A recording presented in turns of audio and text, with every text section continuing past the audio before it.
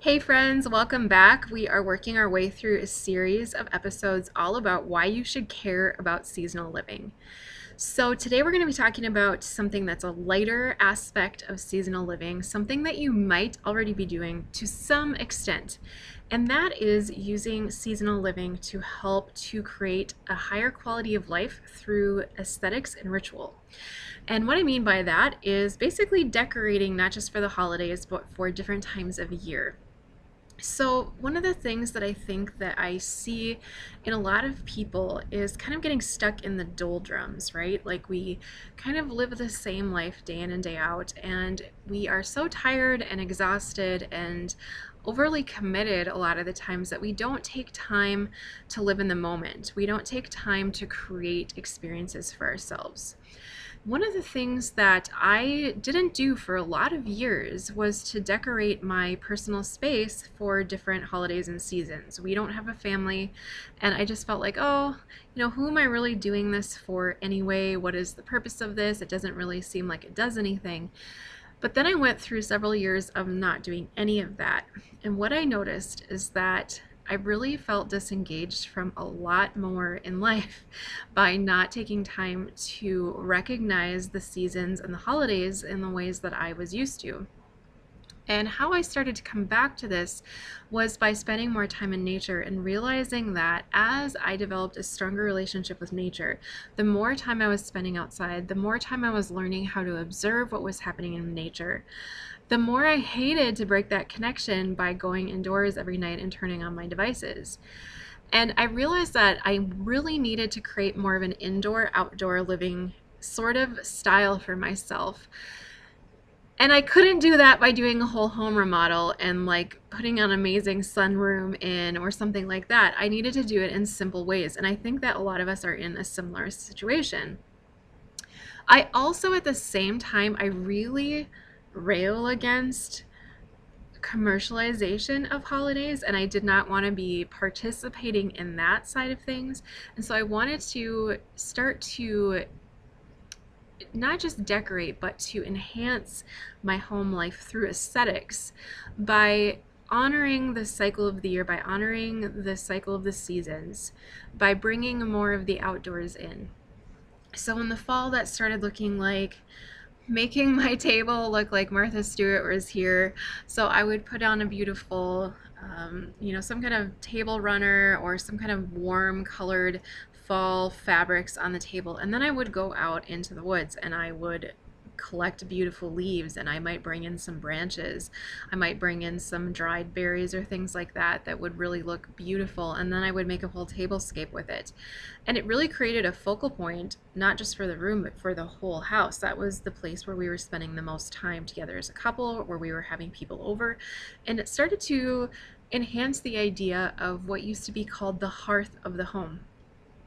Back in the day, when people heated their homes simply with wood, that wood stove or that fireplace was such an important survival aspect of life, but it was also where you cooked your food, where you gathered with your family, where you shared stories at night after a long work day. And this is something I feel like has gotten so lost in our modern lifestyle. So by creating this focal point on the dining room table, I was starting to feel a sense of hearth, and I was starting to feel a sense of groundedness in my lifestyle that I hadn't felt for a long time. And it was a kind of decorating that didn't feel like I just went out to a big box store and bought a bunch of plastic junk. It felt to me a way that I was connecting with nature, a way that I was bringing the outdoors in and experiencing the beauty of nature itself, even when I couldn't be out in it directly. And then what was great is that when I was done with all of that, I could just compost it, and it didn't feel like I was participating in unnecessary consumerism. So I started to figure out how to sort of mimic this concept first in every season. And so in the winter, I would bring in juniper boughs and I put them down the center of the table, and that had added benefits too because it smelled amazing. It brought in some aromatherapy. Juniper is such an important medicine for us during those winter months. Then getting into spring, one of the things I like to do at this time of year is to go out and force some blooms or force some buds. So if you're in a part of the country right now where your trees haven't budded yet, or you have flowering trees trees that have not flowered yet. You can go out and you can clip off some branches. Always ask the plant permission for this. Maybe this is a great way that you can sort of trim off the ones that you would need to be clipping anyway, and bring those in and put them in room temperature water. And that's all you need to do. Put them in a beautiful vase or something and put them in the center of your dining room or on your desk or wherever is a focal point for you that you're going to be looking at spending a lot of time in. Over the course of a week, you're going to start to notice that it might bud, it might actually put out some leaves, it might actually flower for you. So forsythia is a really great plant that you can do this with that works really well. And there's many others, and I'm not an expert in forcing buds or blooms. You can do similar things with bulbs. If you're organized enough in the fall, you can plant some bulbs into some beautiful pots and have them in your refrigerator, and then at the right time you can take them out and begin to water them, and then you have beautiful looking and smelling blooming things in your house right around the time that you really need that at the end of late winter. Then moving into summer, I actually tend to not spend very much time in my home during summer at all.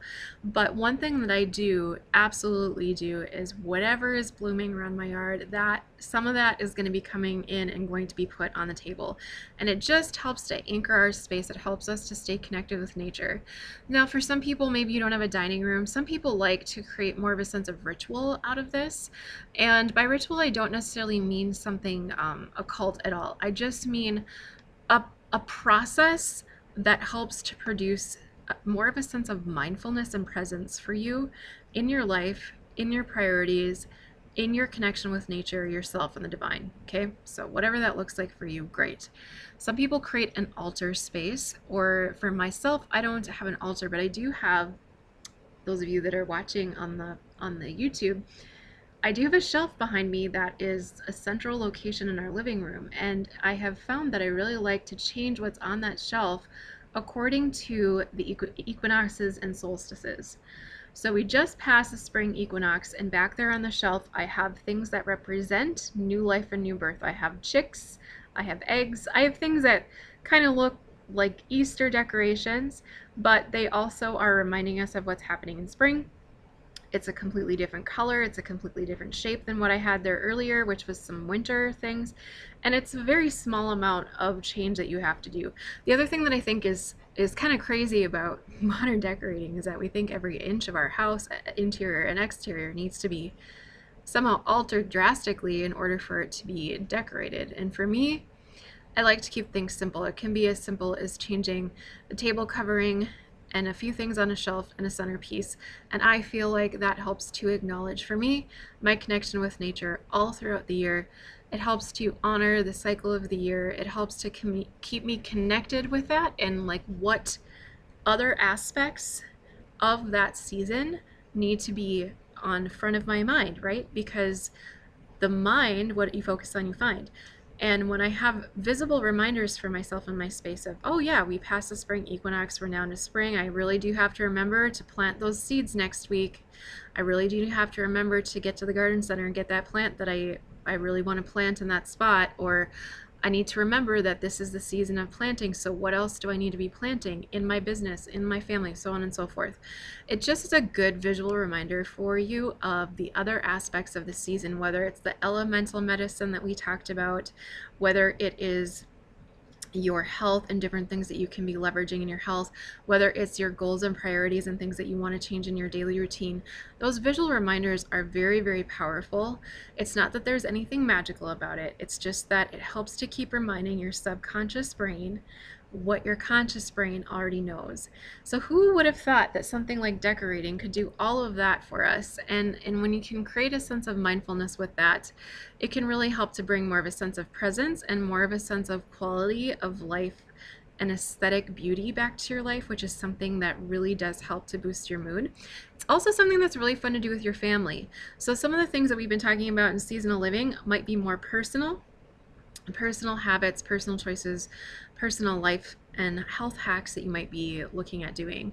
But when it comes to things like decorating, this is a great time for you to have those conversations with your kids and be like, hey, Do you know what the equinox is? Do you know what the solstice is? Do you know what the season of spring is about? What do we do in spring? Maybe take some time to even plant some seeds with them. Take some bean seeds, put them in some dirt and some cups and put them on the windowsill and let your kids start to experience what it means to live with nature and that nature provides its food for us. You know, there's so many different directions that you could take this.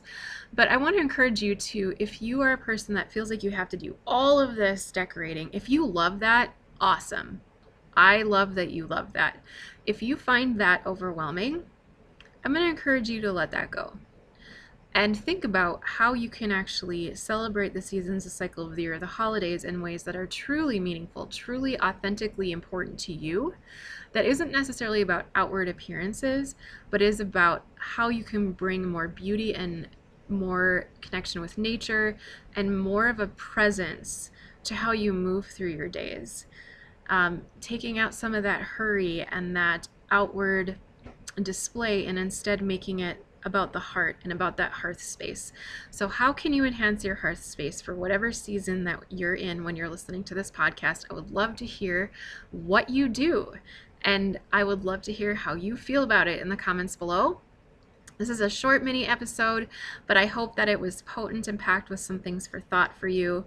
And again, if this is something that you want to learn more about, I have a couple of free resources available for you. The first is the Spring Equinox Printable, bit.ly/Spring Equinox Printable. It's going to give you a chance to check in with your goals and priorities, as well as to tweak your Ayurvedic daily routine for spring. The second is a new intro to seasonal living course that is also completely free. Yay, free! And you can go to bit.ly/Isla Intro, ISLAINTRO, to access that course. It's going to give you a little bit of background in Ayurveda, traditional Chinese medicine, and aromatherapy, 3 of the modalities that I have some training in, and how those 3 modalities can help you to live more in sync in every way in your life. And for those of you that are really ready to dive in, I want to encourage you to join us for the full season of spring for the Intuitive and Seasonal Living Academy, which is going to take those 3 subject areas and help you to integrate them with your body, your mind, and your soul for spring season. So I'll be leaving links to all of those things in the show notes. And if you liked this podcast or this episode, please comment below. Please give me those 5-star reviews and share this information if you feel like it was beneficial to you. It will be beneficial to others and help me to live out my mission to help you live a more holistic lifestyle with ease. And I'll see you next time.